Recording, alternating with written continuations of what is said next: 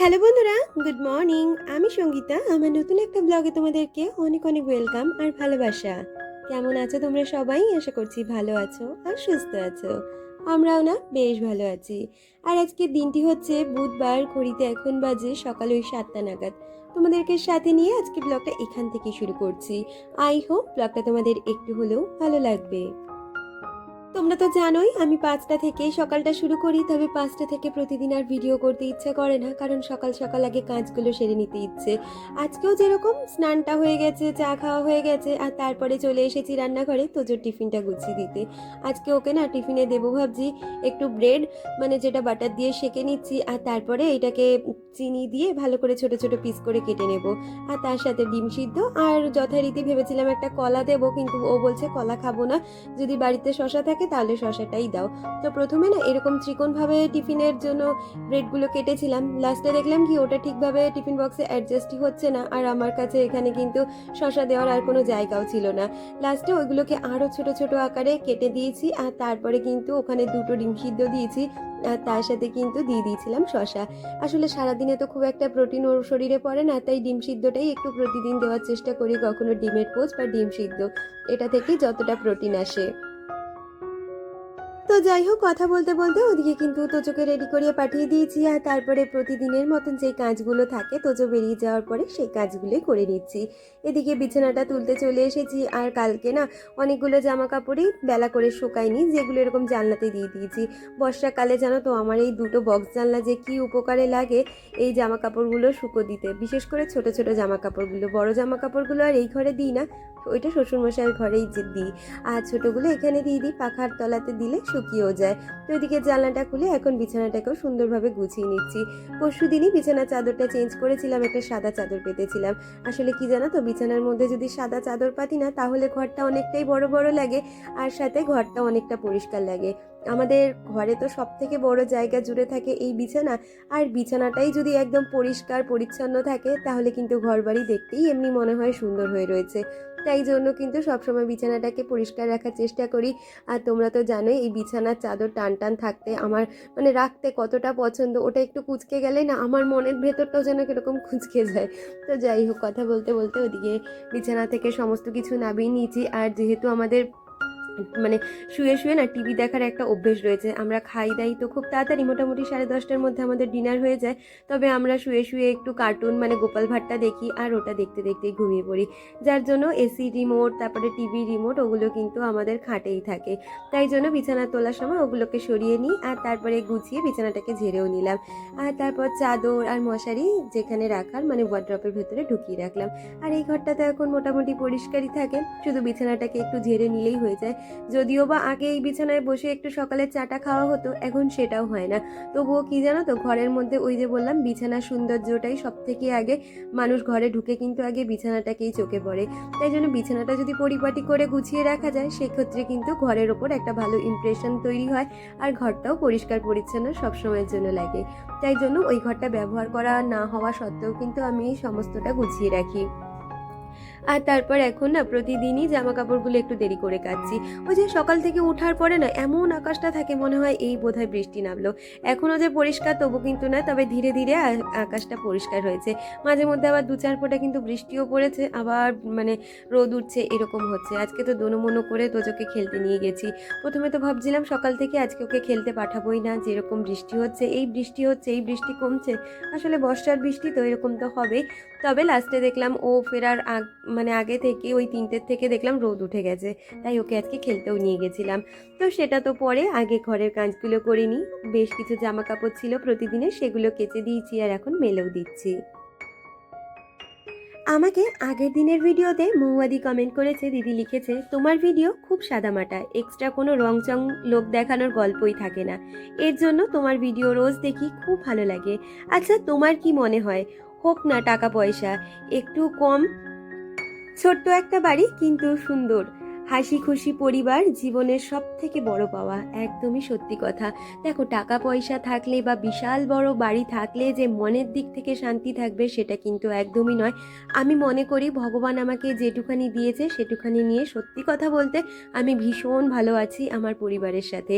তাই জন্য টাকা পয়সার, দেখো আজকালকার দিনে দাঁড়িয়ে টাকা পয়সার চাহিদা প্রতিটা মানুষের থাকে, আর সেটা ইনকাম করার জন্য কিন্তু আজকাল সবাই মানে কিছু না কিছু কাজ বাজ করে। হাজবেন্ডের তো আছেই একটা সোর্স অফ ইনকাম, সাথে আমরা মেয়েরাও চাই যে নিজে স্বাবলম্বী হই বা হাজবেন্ডকে সাহায্য করি তার জন্য নিজে কিছু ইনকাম করতে।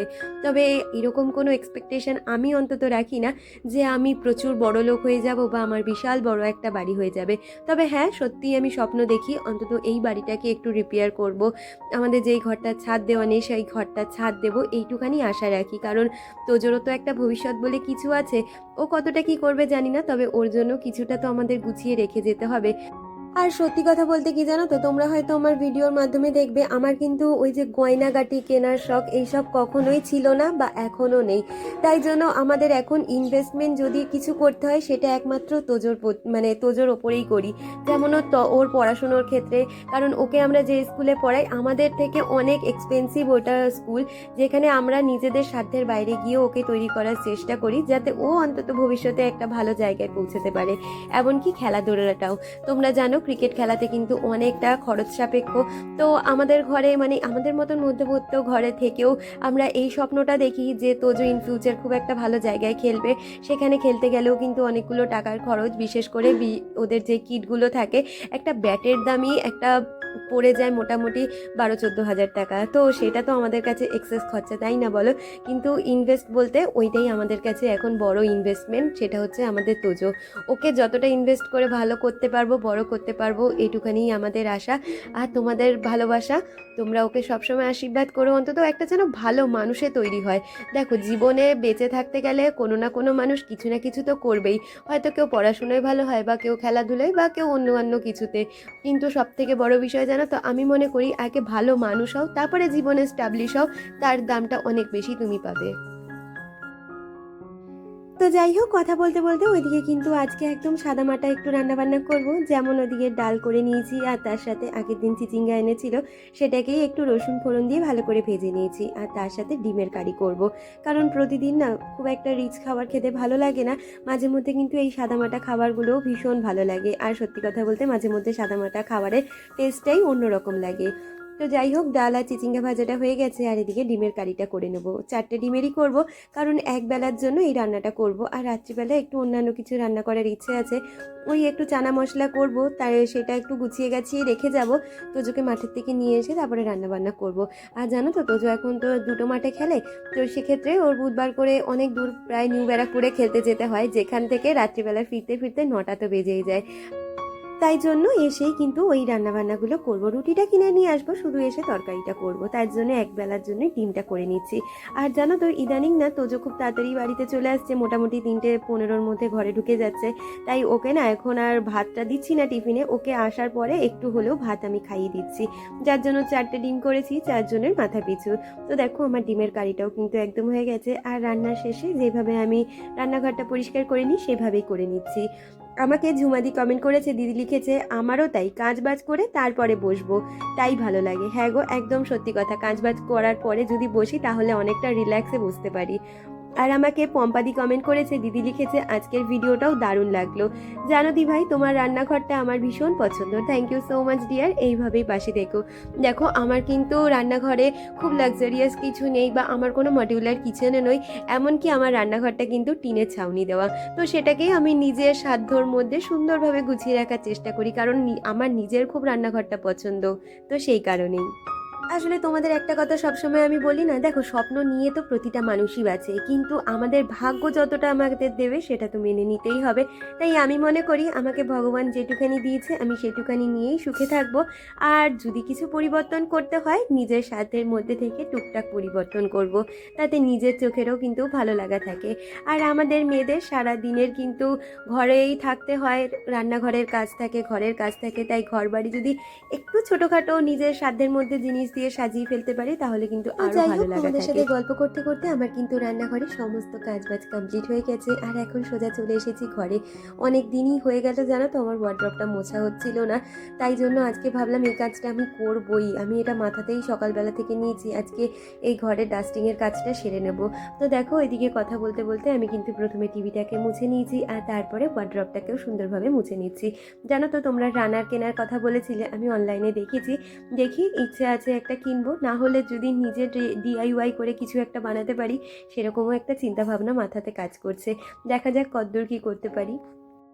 আমাকে কালকের ভিডিওতে সুমনা কমেন্ট করেছে, সুমনা লিখেছে, দিদি আমার নাম সুমনা, আমি তোমার ভিডিও প্রতিদিন দেখি, দিদি তোমার ডেলি রুটিনটা একটু দিও, আমার একটা মেয়ে আছে সেও তোমার ভিডিও দেখে, ভালো থেকো তোমরাও ভীষণ ভালো থেকো। আর তোমার পুচকু বেবিটার নাম কি একটু জানিও কমেন্টে, আর ওকে আমার তরফ থেকে হাই জানিও। আর সুমনা আমি কিন্তু প্রতিদিনের ভিডিওতে আমার ডেলিকার রুটিনটাই শেয়ার করি তোমাদের সাথে, এছাড়া কিন্তু আমি অন্য কিছু শেয়ার করি না। তো আমি প্রতিদিন সংসারের কাজ বাজগুলো যেইভাবে সকাল থেকে উঠে করি সেগুলোই কিন্তু সারাদিন তোমাদের সাথে শেয়ার করা হয়। হ্যাঁ, বিকালের কোনো কাজ সেরকমভাবে শেয়ার করা হয় না, কারণ সকাল থেকে অনেকগুলো কাজ শেয়ার করতে থাকি আর সকালের কাজটাই বেশি থাকে, বিকালে সেরকম কোনো কাজবাজ থাকে না। এরপরে বিকালের কাজবাজ দেখাতে গেলে তাহলে ভিডিও অনেক বড় হয়ে যাবে, যেখানে তোমরাও দেখতে বোর ফিল করবে। তাই সকালে যে কাজবাজগুলো থাকে সেগুলোই তোমাদের সাথে শেয়ার করি, মাঝে মধ্যে বিকালের রুটিনটাও শেয়ার করে থাকি। তো যাই হোক, কথা বলতে বলতে আমি কিন্তু এদিকে ওয়ার্ড্রপের ওপরটা থেকে প্লাস ওয়ার্ড্রপের যে সাইডগুলো আছে সমস্তটাই পরিষ্কার করে নিচ্ছি। আসলে কি জানো তো, ওয়ার্ড্রপের ওপরটা এতটা নোংরা হয়, কি কারণে হয় আমি এখনো পর্যন্ত বুঝে উঠতে পারলাম না। আমি যদি আমার হাজব্যান্ডকে বলি কি গো এতটা নোংরা হয় কিসের থেকে, আমাদের ঘর বাড়িতেও একদম প্রপার রাস্তার ওপরেও নয়, তাহলে কেন হয়? ও বলে তুমি এত ঘরের মধ্যে ধুনো দাও সারাদিন আর তারপরে মর্টিনের ধুয়ো, এই সমস্ত কিছুতেই কিন্তু ঘরবাড়ি বেশ নোংরা হয়। আর তার সাথে তোজোর পাউডার মাখা রয়েছে। আর সব থেকে বড় কথা কি জানো তো, ওয়ার্ড্রপের ওপরেরটা তো আমাদের খুব একটা বেশি হাত পড়ে না, আর যেই জায়গাগুলো দেখবে খুব একটা বেশি হাত পড়ে না সেই জায়গাগুলোতে কিন্তু ধুলো জমতে থাকে। আর ওয়ার্ড্রপে যে নিচের জায়গাটা যেই ডোরগুলো রয়েছে সেগুলো তো তোজো সবসময় খুলছে বা দুষ্টু খুলছে, সেক্ষেত্রে ওগুলো কিন্তু খুব একটা ময়লা পড়ে না। তো যাই হোক, কথা বলতে বলতে এদিকে আমি ড্রেসিং টেবিলটাকেও সুন্দরভাবে অর্গানাইজ করে নিয়েছি। আর তোমাদের তো আগেই জানিয়েছিলাম আমি কিন্তু আমার ইউটিউবে সেকেন্ড পেমেন্টটা পেয়ে গেছি, ওটা ক্রেডিটও করেছি, তবে ওটা না এখনও তুলে উঠতে পারিনি, আর ওই টাকাটা তুলে তোমাদের সাথে ভিডিও করব। আর তোমাদের বলেছিলাম না আমি ইউটিউবের পেমেন্ট পেয়ে নিজের ঘরের একটা কিছু করতে চাই, তো আমি ড্রেসিং টেবিল কিনতে চাই। তো ড্রেসিং টেবিলটা কিনবো, আমি সেটা না দোকানে অর্ডারও দিয়ে এসেছি, আমি যেরকম অর্ডার দিয়ে এসেছি সেরকম তারা বানিয়ে আমাকে মোটামুটি 1 সপ্তাহের মধ্যে হ্যান্ডওভার করবে বলেছে। তো সেটা আসলে তো অবশ্যই তোমাদের সাথে শেয়ার করব, তবে এখন যেটা আছে সেটাকে তো সুন্দর করে অর্গানাইজ করে রাখতেই হবে, তাই ওটাকেও সুন্দরভাবে পরিষ্কার করে নিলাম, সাথে এখন ঘরদোরটাকে ঝাড় দিয়ে নিচ্ছি। আমাকে আলাপ নন্দিনী চ্যানেল থেকে দিদি কমেন্ট করেছো, দিদি লিখেছো খুব সুন্দর ব্লগটা, থ্যাংক ইউ সো মাচ দিদি। আর মিতালি দি কমেন্ট করে লিখেছো খুব ভালো লাগলো ভিডিওটা, ভালো থেকো, ভালোবাসা নিও, তুমিও খুব ভালো থেকো আর এইভাবে আমার ভিডিওর সাথে থেকো। আর বং বিশ্ব আমাকে কমেন্ট করেছে, সে লিখেছে খুব ভালো লাগলো ভিডিওটা, থ্যাংক ইউ সো মাচ, এইভাবে আমার পাশে থাকবেন। তো যাই হোক, কথা বলতে বলতে দেখো এদিকে সমস্ত ঘর বারান্দা ভালো করে ঝাড় দিয়ে নিচ্ছি, কারণ ডাস্টিং করেছি, নোংরা তো পড়েছে এই ঘরে, তাই জন্য ভালো করে ঝাড় দিয়ে নিচ্ছি। আর তারপরে নিজে কিন্তু ফ্রেশ হয়ে এই সময়টা আমি অনেকটা সময় পাই বসে থাকার জন্য, টিভি দেখার জন্য, ওয়েব সিরিজ দেখি। আর তারপরে লাঞ্চটা করে নিয়েছিলাম, আর লাঞ্চ করে একটুখানি রেস্ট নিয়ে আবার তোজোকে নিয়ে বেরিয়ে পড়েছিলাম খেলতে। আর এই যে বার্থডের ব্লগটা দেখছো, এটা হচ্ছে আমার ভাগনা, এটা না আগের দিনেরই বার্থডের ব্লগ, তোমাদের সাথে শেয়ার করতে পারিনি কারণ আগের দিনের ভিডিওটা অনেকটাই বড় হয়ে গেছিলো। আর ওদের বাড়িতে কেক কাটা হওয়ার পরে আমরা একটু রেস্টুরেন্টে চলে গেছিলাম, হলদিরামসে গেছিলাম, আমাদের সোদপুরে নতুন হয়েছে, সেখানে গিয়ে আমরা কিন্তু ছোলে বাটোরে নিয়েছিলাম। আর আমার ননদরা যেহেতু ভেজিটেরিয়ান, সেক্ষেত্রে ওরা কিন্তু ছোলে বাটোরে খায়নি, কারণ ছোলের মধ্যে পেঁয়াজ দেওয়া থাকবে, আর সেই কারণে কিন্তু ওরা মশালা ধোসা নিয়েছিল। এই যে আমার ভাগনা, আর ওইদিকে দেখেছিলে দুষ্টু আর ভাগ্নি বসে, পাশে আমার ননদ ছিল। তাহলে বন্ধুরা আজকের ভিডিওটা এই পর্যন্তই রাখছি, দেখা হচ্ছে পরবর্তী ভিডিওর সাথে, ততক্ষণ তোমরা